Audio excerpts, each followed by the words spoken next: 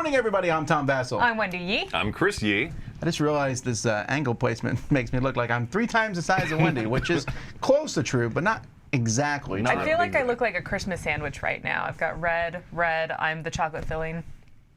What is a Christmas sandwich? No idea. This is like a backwards inverted Christmas Oreo Is this something cookie. I can buy at the store? Because I would eat something that was like a red cookie with chocolate. chocolate in the middle? With chocolate. Yeah. Yes.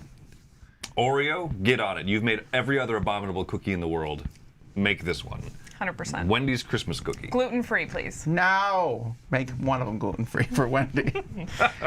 A mystery Hey, one in the gluten-free package. Oreos are good. That's what you keep saying. They are good. All right. They're delicious. Welcome to the Board Game Breakfast. Another week. We're now in normality for a while.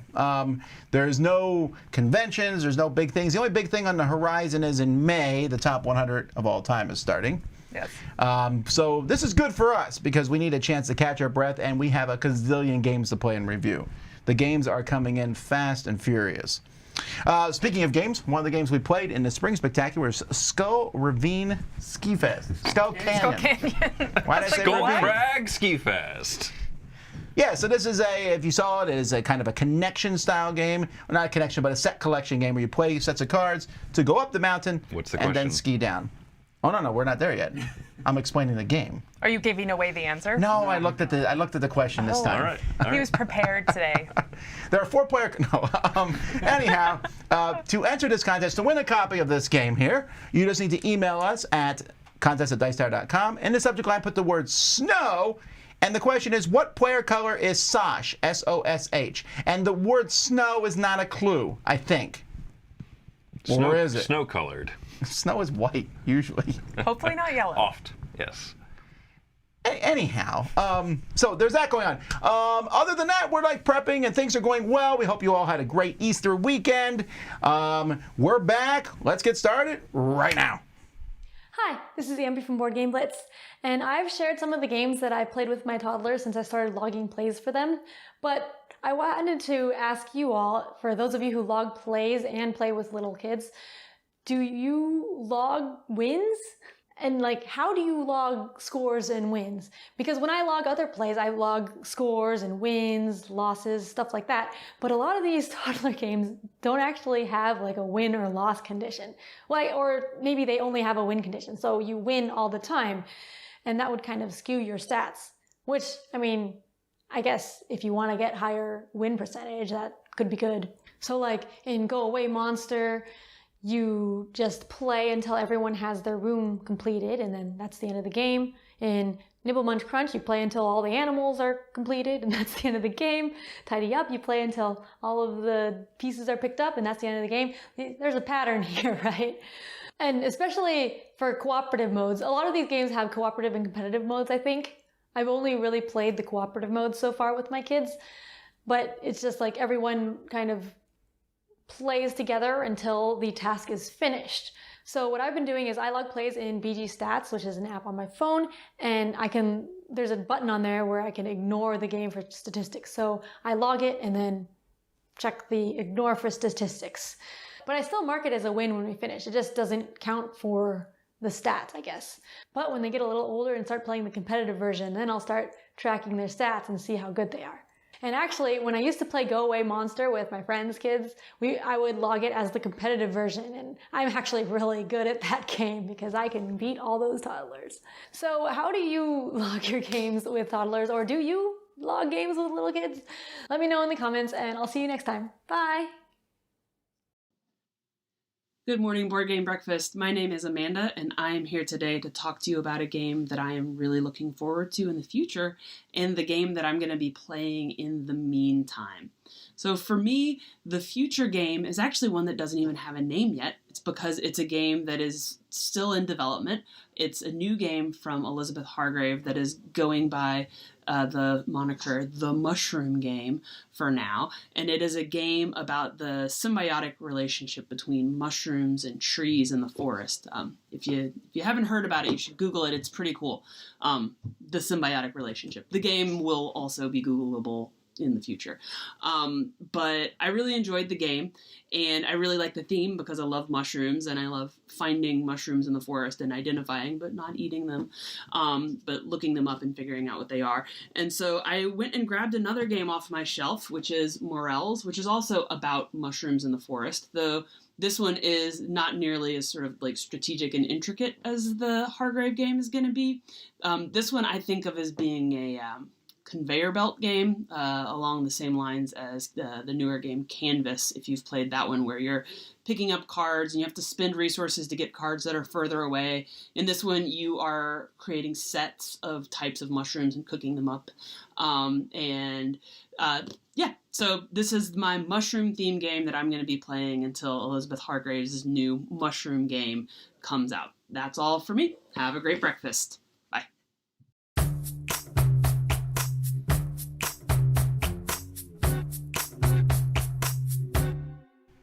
All right, let's go back 20 years ago. Woo! How old were you 20 years ago? 25. 25. Wow. I was. I was a year older So- when I got. You're younger when I got married. There you go. I was 24 when I got married. That's my. I was 22. I did not get married 20 years ago. Anyhow, I played Carcassonne Hunters and Gatherers 20 years ago, and actually, I thought it was okay. My initial rating of this was a 6. Okay. Because I played it almost directly after Carcassonne, and as you all know, I have a slight aversion to hype. And so when Carcassonne Hunters Gatherers, everyone said, "This is better than Carcassonne," and I played it, and I was like, "No, it's not," because I still think that. I still think Carcassonne is better with an expansion. So I'm assuming you guys have not played Hunters and Gatherers. No. Yeah. So Hunters and Gatherers is basically the same as Carcassonne, with the exception of the biggest change is the fields. Instead of there being this very complicated farmer scoring, there is now. Very complicated. Well, how do you score farmers? Off the top of your head, how do you score farmers in Carcassonne? Whoever has the most farmers in a region gets 3 points per completed city that they're touching. That's one of the ways. There's also 4 points. Then there's also each city, the most farmers that are touching it gets 3 or 4 points. Yeah, but that's not complicated. That's just variants that were It's changed over complicated to time. understand. Well, actually, I find the farmers to be the most complicated thing to teach people. Sure. Because they also don't come off the board. Visually, they're hard to see, especially when you add that river in there, and it just adds more. Yeah. visual Yeah, nut. it is the trickiest part. Yeah. Yeah, but it's In fact, I think the most modern version of Carcassonne added in now as an optional rule. correct. Yeah, every new printing says it's a variant. So what they did here is they just put a bunch of animals out, and you would score points for those animals when you went to a field. But if there was a tiger would kill an animal, or saber-tooth, or whatever it was. Okay. So could- they you would could just cancel eat the them other out. animals there to remove them. So you would put maybe a tiger in someone else's field to eat some of their animals, and some were 2 points and some were 3 points. I think the animals. There was the smaller animal and the bigger buffalo type. I don't remember what the animals were. Anyhow, they remade this last year. I wonder why they made it last year, not this year. Who knows? Maybe Because it it was was ready for last this year? year. Anyway, I played it with my kids, and you know what? It's held up pretty well. They made a ton of variants for Carcassonne Hunters and Gatherers. They made a ton of variants for Carcassonne, and I think this is one of the better ones. I like how it also had these special tiles. I'm sorry, there's also these special things that you could get a tile from a special deck that did really cool things. And that, at the time, I was like, that's kind of fiddly. Now I'm like, I Now like you it. like it? I do wish it had expansions. They only ever made one expansion for it, which was one of those 50-50 expansions. You bought the expansion, half of it was for Carcassonne, the other half was for Hunters and Gatherers. Oh, weird. Which I hate. Don't do that, companies. These multi-game expansions, does anyone like them? I've only ever heard good things about the Kemet Cyclades one. That's like the only No, one. but that combines 2 games. Yeah. It's not, and even that one is a little hairy because again, you need both games. But Right. like they made Aaliyah made the one that had expansion for Puerto Rico and San Juan and 3 other games no one plays. But if you want that Puerto Rico expansion, you had to buy it. Get the rest. That sort of nonsense needs to stop. Actually, it's very rarely done. Anyway, I think this one's worth it. What's your opinions on Carcassonne in general? You know, we recently replayed it, and playing it at 2, I didn't like it as much as my memory had me liking it. Like I think 2 is the best way to play it. Yeah? I don't know. I don't know if it's just because we're meaner when we play than we used to be. But I mean, it Yes. gets really cutthroat. I think And Carcassonne so 2 is very cutthroat. I found myself very frustrated during it. I was like, no. So the aggression And this is just was base? there. No, we played with a few expansions. We played with Well, we played the 20th anniversary one Yes. that had the Abbot. I think it had the Abbot thing, which is, I mean, that's not a meme edition at all. No. And then there's like one specific module they put in the 20th anniversary edition. There's two that are meaner than anything else. One is the towers, and the Haven't other is played the that. Princess and the Dragon. Haven't played that. I haven't played that Those one, are no. both No. straight up mean. The dragon moves around and eats meeples. And No. the towers, when you put them up, you can kind of control areas that no one else can go to. No, it's just more like Chris and I Wild, keep okay. hopping in the same cities, and they just get bigger and nastier, and then somehow someone closes it. I love it. And Chris wins. I think Chris this just one. beats me at this all the time. I think that's why. I think Carcassonne Hunters and Gatherers is the Ticket to Ride Europe to Ticket to Ride. Okay.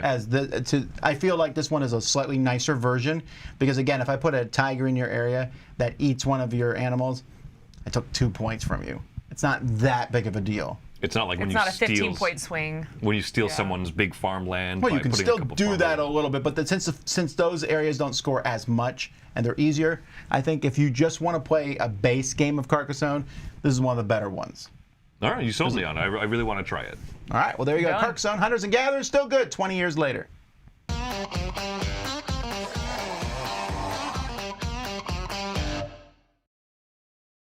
Assalamu alaikum.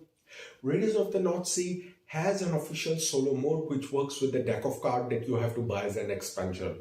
But if you're looking for something on the more cost-effective side, then there is a print and play solo mode available for this one under the BGG files section called the Volknut solo mode. This was made by one of the BGG users as a solo mode contest entry, and it works like a rondel. It comes with 3 personalities, so each bot is going to have different kind of aims that they are going for. So one bot might try to go high on the iron plundering and get high on the armor track. The other one wants to go for the Valkyrie track. The third one wants to get the maximum crew and then raid.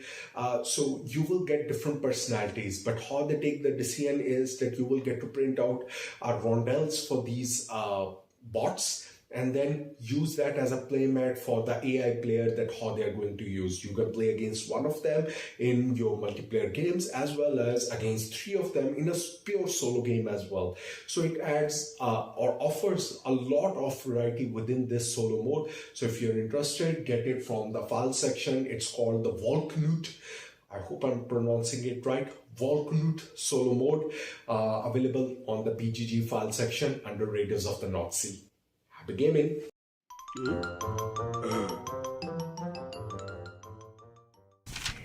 All right, so what's coming from the Dice Tower this week? And the answer is lots. All right, so today at 10 a.m., which is 47 minutes from now, Z is going to be playing Nirishima Hex with a new army, the Smart Army. Smart must be it's all capital. Smurf Army. Is it an acronym? It's for got to be setting an goals in acronym. life? What do you think it stands for? Strategic, measurable, achievable, reachieveable, Terrible. terrible, smart goals. All right, I'm going to look it up. Smart. It's Smart is part of Moloch. It doesn't tell me here what Smart tells me stands nothing. for. You know that whenever you make a name for yourself, it's got to stand for something, and it's got to be a cool name. I always liked. Didn't Cobra stand for something? Like In G.I. Joe. Counter Probably. operative, yeah, Yeah. something. I just learned that there was a an RMS ship named RMS or HMS. There was an HMS Revenge in World War I. I was like, wow, that sounds like when you have the in Star Wars, all of the the evil Empire ships are named terrible things like, oh, it's the Death Star.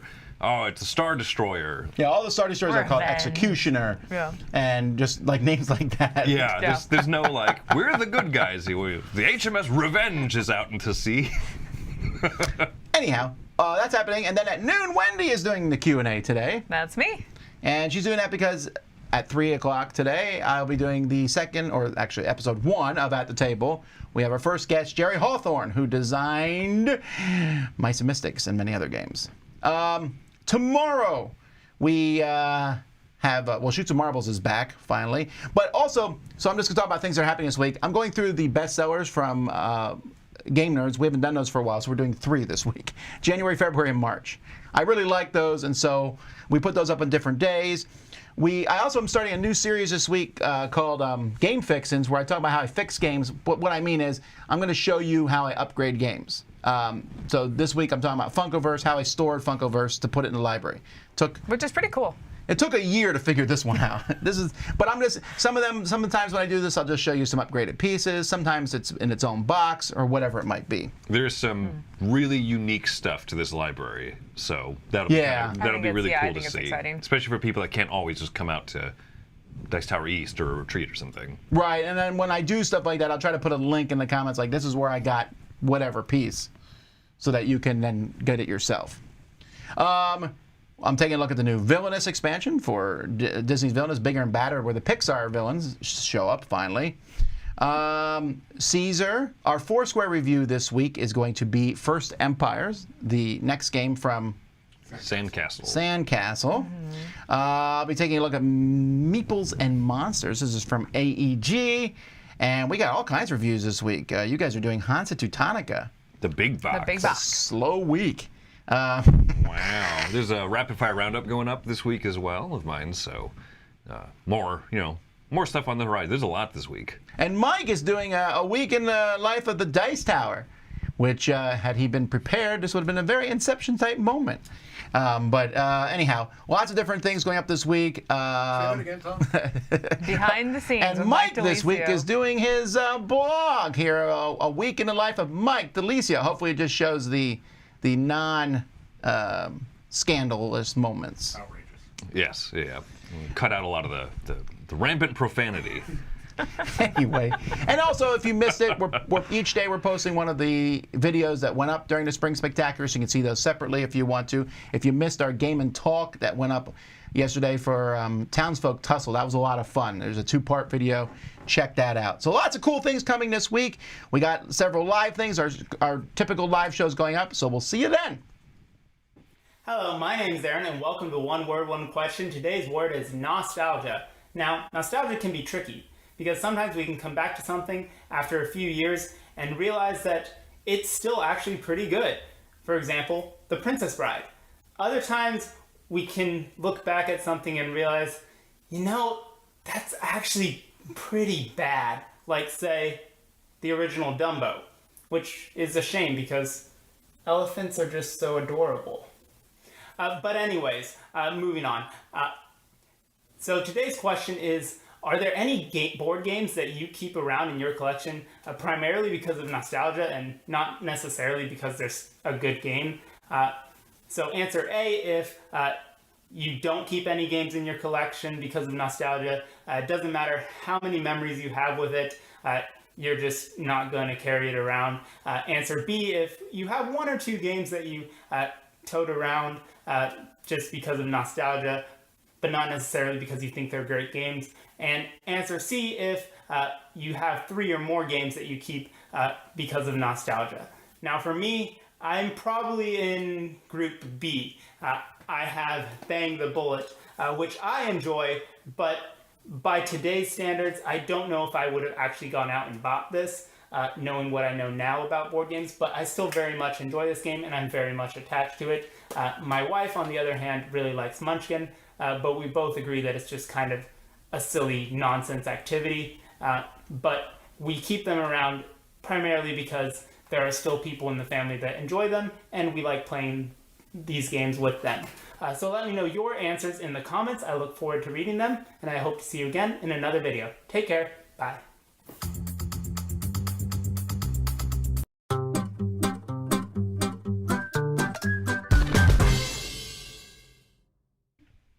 You can do anything you want to do, Yes, I can. is what we tell kids. And I can do anything better than you. I want to be a garbage truck. And again, that's not quite true, right? We tell kids that, and it's not quite true. I can't tell somebody you'll be a basketball player in the professional leagues when that may not happen, right? I will never Mike. be a contortionist. Ever. Ever, ever, ever. Now, on the other hand, you can do almost anything that you put your mind to do. If you work hard at it and put in your 10,000 hours or so, you can be an expert at anything, or almost, or at least in the realm of you're pretty good at something. Most people don't want to put in that work.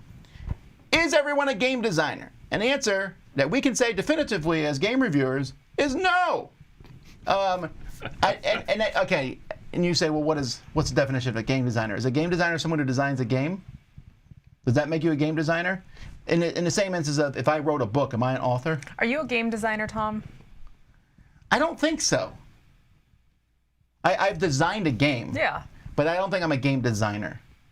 I've driven a car, but I'm not a race car driver. What's different? Like, But have you driven a race car?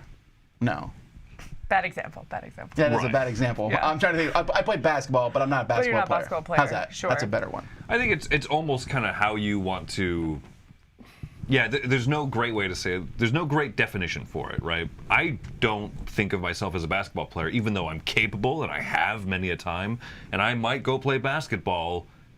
You know, definitely not this week or this month or this year, but I might get roped into a game of basketball at some point. But I would never announce like I'm a basketball player. Now, if you design one game and you want to call yourself a game designer, I don't have a problem with that. Mm-hmm. There used to be a thing on Board Game Geek where you had the little game designer badge, and I would see someone game design, I would click it, and it was like some print and play game that they had done, and I was like, oh, okay. Feel like we're stretching this out a little bit, but I don't really care. What I want to talk about is, should you design a game? Well, what you do in your free time is fine. I mean, if you want to design a game, I think it's a good outlet. It's a way to learn things. But I don't think you have to design a game. It shouldn't be like a checkbox on your way to your gaming career. I said this before, like, I don't know. A lot of my questions would be when you design a game would be, why are you designing the game? Are you designing it because you want glory? And I don't mean that like, oh, I want fame, but you kind of do. You want people to play your game and go, That was a good game. You did a that good was job, a good Tom. game. I mean, it's the same reason when you make food and you give it to someone, you don't hate when they say, that was delicious. Yeah. Yeah. I mean, and that's why often we share food with other people. You can be altruistic and be like, I just want you to be happy, but you want to know if they enjoyed it. Some people design a game maybe for the creative outlet it gives them. Some people might get into it for money, which is a bad choice. And some people might design a game because they just have a really good idea and want to make a game. There's all kinds of reasonings for it. But I don't think everyone's secretly a game designer. I know this because I will often play games with people and they'll go, here's how you fix the game. And I'm thinking, no, you know nothing about games. Now, you can learn about games, you can design games, but there are thousands and thousands of designers on Board Game Geek, and most people know the names of what, 10? Sure. Maybe. And I mean, beyond those 10, there's another 300, 400, 500 that many people know their names. But there are also thousands and thousands and thousands and thousands who've designed stuff that's not really that good. And I don't think it's necessarily a bad thing. If you design a game and it's universally panned, let's say you make a fish game and everyone hates it, right? Sure. For example. The 50 people who play it. I don't think that you look at that as a failure. If you made something that you liked, then great. Well, I think if you want to become a designer, like in the real sense, in the Tom sense, I think that you need to have a lot of failed games. Maybe not a lot, but you need to have failed games. You need to have failed attempts because that's how you learn. That's how you grow. That's how you progress. That's how you get your 10,000 hours. But if you don't like the rejection and the failure, then maybe you shouldn't be a game designer. Sure, you have to have tough skin to some extent. You do, because Yeah, you're going to, I don't care. Yeah.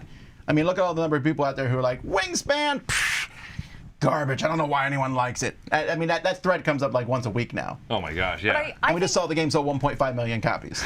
I think that you need tough skin if you're going to put yourself out into the world as a whole anyway. Sure. If I make food for my friend's probably going to say it's good even if it's not good, or they're going to be kind about it or something like that. Yes. But if you're going to put your stuff, the things that you made and you're invested in emotionally, whatever, into the general populace, you have to expect that bad stuff's going to come back to you. Yeah, don't open a restaurant if you don't want to see the bad Yelp reviews. Like, Yeah. I'm probably a good cook, you know. But I also don't think you should expect to be successful just because you are a game designer. I don't think you should, I also don't have to say your game is good because you designed a game. Sure. And maybe I think all your games are bad. And I might say, I usually wouldn't say this publicly, but I might say behind the scenes, like, I don't think so-and-so is a good game designer at all. Why do they keep publishing games? I wouldn't say it publicly because that seems pretty harsh. Sure, yeah. You might just run over their game with a car. Like, I might not like I don't like Leo Calavini games pretty much at all, but I don't think he should stop. He just makes games for other people than me. Tom has now said it publicly. This is an official statement on the records. But I think, so a lot of times people make a game, and I think a bunch of people get around them and kumbaya and tell them how amazing it is and what a good job they is. And then that person, it's the American Idol effect, where these people come there and the judges tell them you can't sing, and they're stunned because no one has ever said that to them before. Sure. Which, I don't think we need to be harsh and cruel to one another, but I think also we need to kind of see where, is your dream to be a game designer? Then put effort into it, put the work into it, do it, and like when Wendy says, your first one is maybe not well received or your ideas, then keep working on it till you get there. I designed a game from a dream one time. It was when I was in college studying accounting. No, this is not about Roy at all. Yeah. What on earth? No. No, but like I had a dream about this game called Pizza Aroma. And it was basically kind of a Settlers of Catan-ish type game, but it also had lots of accounting principles mixed into it and audits, and you could break laws and stuff. And it was such a vivid dream that I stayed up late for like a week straight making it. I prototyped it all out. This is all real. And it was terrible. Did you play it? Oh, I played it quite a few times. Yeah, we're we like, were oh. attempting at tweaks and whatever. Yeah, let's tweak these things. Oh, it's still like 3 hours long. Oh my word! Yeah. This'll change it up. Still 3 hours long. You know what, though? He scrapped it, came back a few years later, and he made a roll and write game on the same kind of general concept, and it was way better. Yeah. Like, it's and way that one's better. still not good enough to publish, mind you. No, But it's better. It's better. And I'll tell you what, Progress. I mean, the first one I made should probably not have been published. And I just I recently, 5 years ago, designed another game. I didn't think it was good enough to publish. I'm not a game designer. I don't think I am. I got lucky, and I also had a co-designer on Nothing Personal, right? And also had the name of the dice tower behind it. And some people like it, and I'm glad for that. But I looked and said, hey, you know what? That's not my strong desire, and it's not my strength. My strength is, well, you can argue on this too, but my strength is talking. But I do like doing that, and I get joy out of that. So I don't feel like if you make a game and it doesn't work out or whatever, I don't think you ruined or wasted your time. Like, do you feel that was a waste of your time? No, because I've made other games that are, if nothing else, fun for just when we sit around and play it. But did you have fun making that game? Yes, That's I what did. I'm saying. So Did you you did. So learn, that's, you then that's learned great. something new. You grow as a person. I had more fun making it than I did playing it. We'll put it that way. Sure, but I get that. That's how I often was with deck building games. I had more fun making a deck. I'd play it, get massacred. I was like, well, it was fun making that deck anyway. In my head, it worked. Anyway, everyone's a game designer, sort of. Hello, Proti here, your Romanian content creator, and today I will continue my series where I will talk about a specific part of a game, and today we will talk about Agropolis from Queenit Games. Agropolis is a sequel for Sprolopolis. It's a relaxing, nice cooperative game, but I like it solo really much, where you have, it's a micro game, you have a few cards, you flip 3 for the scoring opportunity, and with the rest you will build your farm, in this case, or the city in case of Sprolopolis. It's playing identical, the point is just another team and other scoring opportunities. In the Agropolis or in this box are 2 modules which are interesting and are coming with cards which make it possible to combine Agropolis with Sprolopolis to play Combopolis. But one thing that I wanted to mention, what I find really interesting, is the scaling, the making the game harder opportunity without changing a lot. And this is, if you look here, there are some cards which are giving you, okay, you have to do 7, and because you calculate the 3 scoring, take the numbers from the 3 scoring cards, and this is your objective, like your points objective that you can reach, you have to reach to win the game. But here, you can take the 7 for a normal game, or you can do it for you harder and add for every cow which is present on this card and on the other 2 cards, 1 point for your target score. So this is an easy way to make the game harder without changing anything or bringing some extra things into it. And it is balanced, because if, for example, I say, okay, for me, I think it's easy, I will add 10 more points. You don't know if it's balanced, but if you take the rules which are here set on the card, because just on the specific cards are, for example, cows, or some other ones are chickens, because they are balanced out, because every card has a certain amount of cows, chickens, and so on. And that's why I think it's a nice idea to have, okay, take the 7, or if not, just take, or if you want it to be harder, add to the 7 the number of cows which are in the 3 scoring cards. And this is, I find, a really nice idea, balanced idea, and easy to implement. So this is what I wanted to talk shortly about Agropolis. Have a nice breakfast. What is up? My name is Melissa McCack, and this is Smashing Buttons and Slamming Cards. This is a segment where I talk about a video game I love and I connect it to a board game I love. And this week, I want to talk about Lost Ark, the video game. This is a massive multiplayer online video game where you could play cooperatively with your friends and you're going through adventures and there's this overarching story. But specifically, what I really like about this game is that you pick your class, right? So you have your character, but so this class has certain abilities that you can unlock, and you can bolster those abilities by spending skill points as you level up to, you know, either bolster the abilities, or you could create a new ability, right? And you could start off that path. So I wanted to connect this to Too Many Bones, Undertow. So it's only Undertow specifically because this is the one that I've played. This is the only one I've played. This is a standalone expansion to the base game Too Many Bones. I don't have the base game, but I was able to play this game. What I love about this game is that, again, you were going through, it's a cooperative game. I usually play it solo, but you were going through adventures and everything, and you're trying to go up against the big baddie. But specifically, I'm connecting this game to Lost Ark because of the way the abilities work. As you're like leveling up and getting upgrades, you can bolster the abilities that you're going, that you have already, right? Where you could like go along that path and gain more dice for that path, and pretty much just make that skill tree, I guess, better. Or you could start off a new path, right? And learn different abilities here and there and put like your upgrades into those different abilities. Anyway, that is it for this week. Thank you so much for watching. If you'd like, you could check out mine and my brother's channel called Room 51. I'll catch you next time.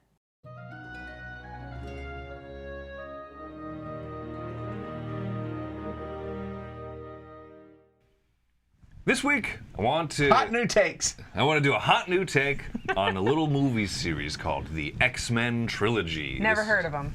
Yeah, this was the I think it's original called the X-Men X Trilogy, right? I think the first one.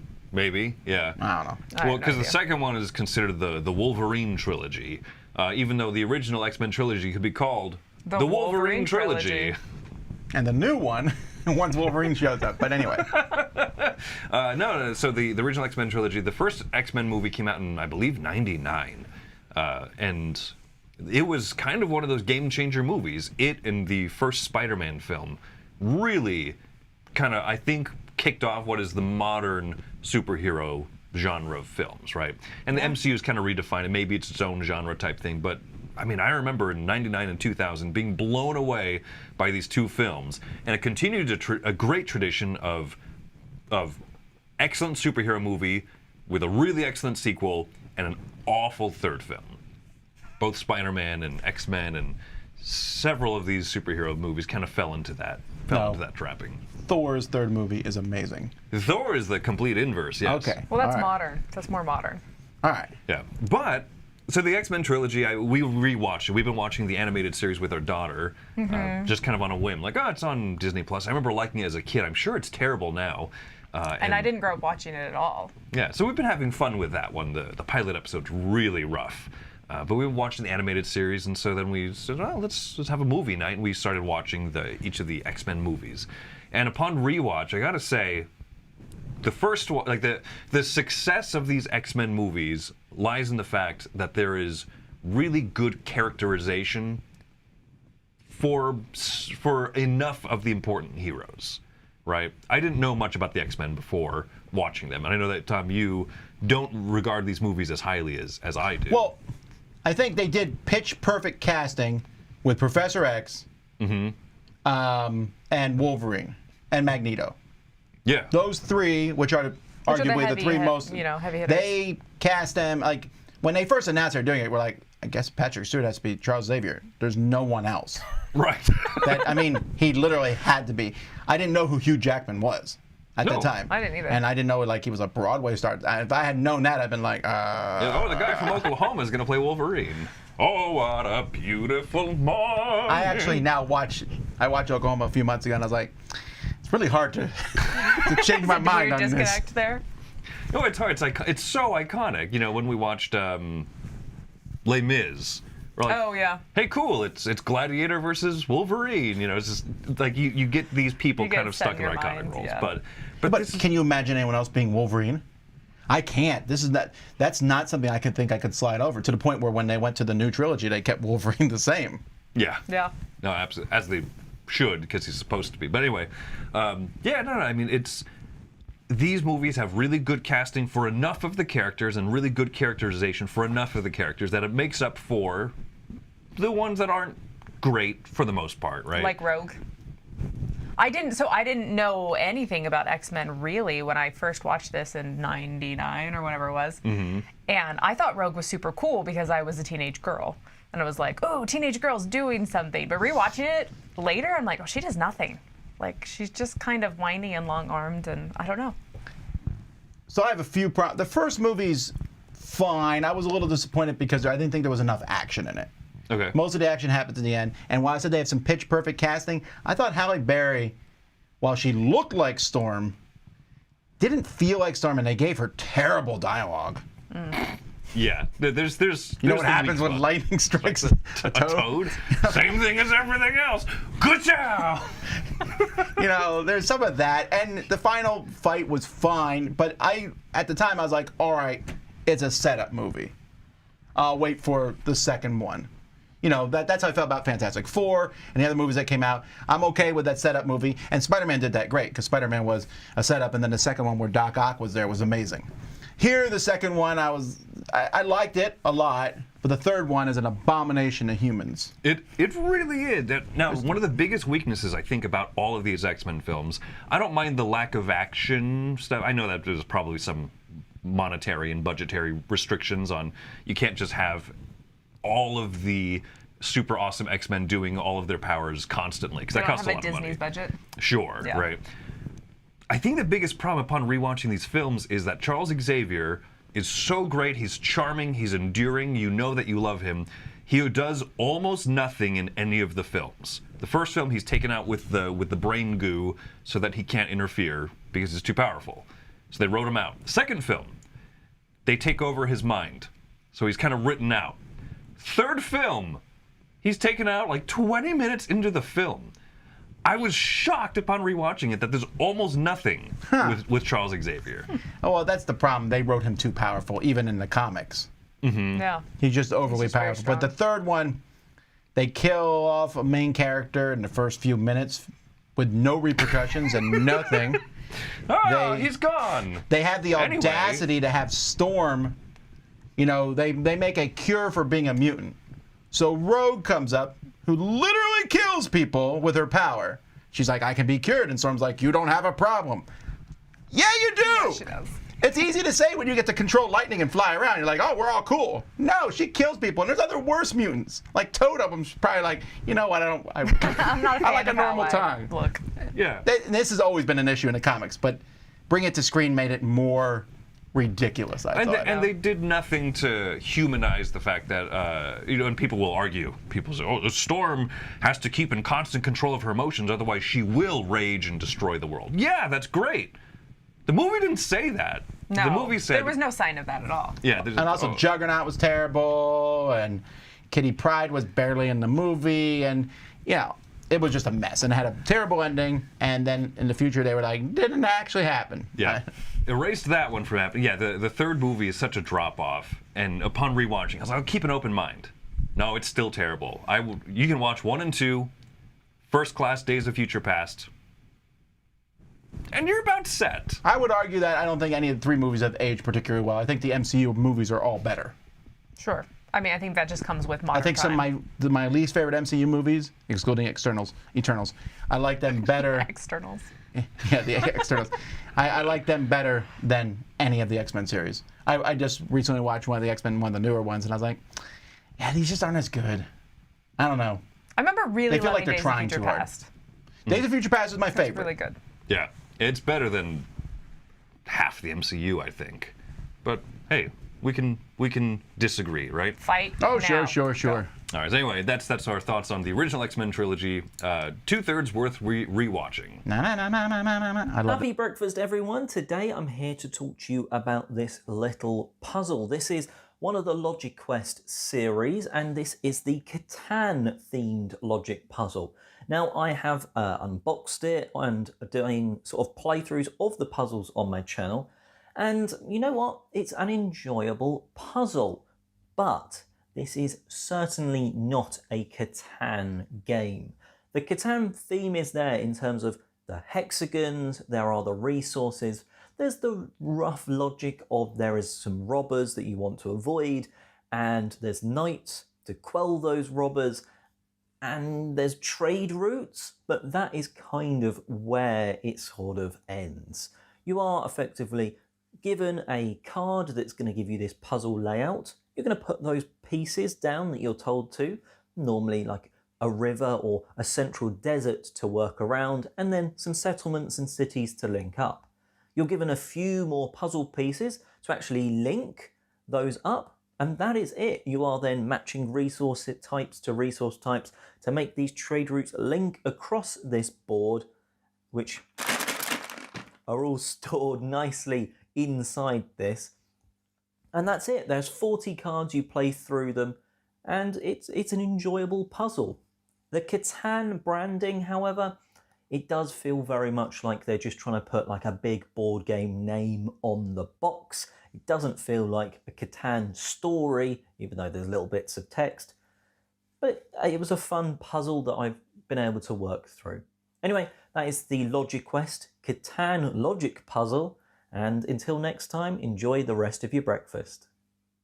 That's right, Blade is Alrighty. the other one. Blade is another one of those movie trilogies where the third one is such a vast drop-off. I don't actually watched hate the those. third one. No? Because Ryan Reynolds is good. I mean, he's playing Deadpool. He's playing Ryan Reynolds.